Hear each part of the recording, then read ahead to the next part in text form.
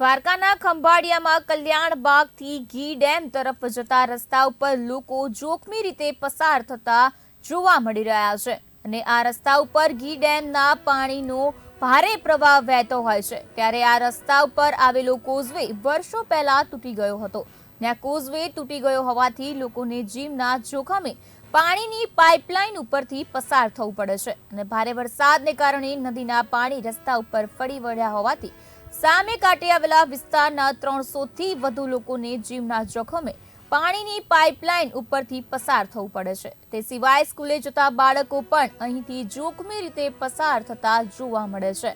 નદીના સામે કાંઠે રહેતા 300 થી વધુ લોકો અવરજવર માટે પાઇપલાઇન ઉપરથી ચાલીને તેમજ બાઇક સાથે જોખમી રીતે પસાર થતા જોવા મળે છે। ના કોઝવે પરથી મોટી દુર્ઘટના સર્જાય તેવો ભય મનમાં રાખી ગ્રામજનો પાઇપલાઇન પરથી પસાર થઈને અવરજવર કરતા મજબૂર બન્યા છે। તે સિવાય ઘરે જવા માટે 9 કિલોમીટર ફરીને જવું પડતું હોવાથી લોકો પાઇપલાઇન પરથી જીવના જોખમે પસાર થતા જોવા મળી રહ્યા છે। મારું નામ છે રમેશ ભીખારી, હું ઘી ડેમની બાજુમાં રહું છું અને અહીંથી કલ્યાણબાગમાંથી આવવા માટે અને ઘી ડેમે જવા માટે આ રસ્તો તૂટી ગયો છે। આ 15 થી 17 વર્ષ થયા તૂટી ગયો એને અને 3 વર્ષ થયા ખાતમુહૂર્ત કરી ગયા। આ લોકો આવ્યા હતા, આપણે સરપંચ અને જિલ્લા પંચાયતના જે સદસ્યો હતા એ બધા આવ્યા હતા, પણ કાંઈ લોકોએ નિવારણ કર્યું નથી। એટલે આપણે એને બંને લોકોને કહેવાનું થાય છે કે જેમ બને એમ વહેલું આ પુલિયાનું કરો, કેમ કે અમારા છોકરાની ભણતર બગડે છે।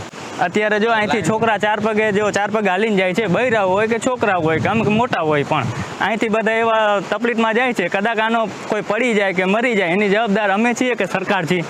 એનો કાંઈ આપણે નિર્ણય લ્યો, સરકારને આપણે એ વિનંતી છે। કેવું આજથી 15-17 વર્ષ પહેલાં આ પુલ હતું, 15-17 વર્ષ પહેલાં પુલ તૂટી ગયો, એટલું અરજી દીધી અમે, આટલું બધું કર્યું તો પુલનું નિવારણ આવ્યું નથી।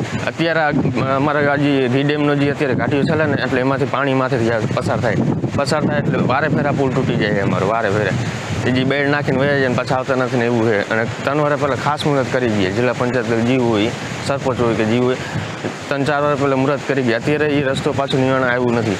અને અત્યારે છોકરાઓને એટલી તકલીફ થાય છે ને જવા માટે ને આવવા માટે, બૈરાઓને બધાને, કે કોઈ સમાજના જીવના જોખમ અહીંયાથી પડી જાય, કોઈ પણ થાય તો એને સારવાર માટે કેવી રીતે એ બધું અમારે એને તકલીફ થાય છે। અત્યારે માથેથી ગાડીઓ નથી ટપતી, ગાડીઓ આમ ફરીને 7-8 કિલોમીટર જાય છે, અત્યારે આટલી તકલીફ છે।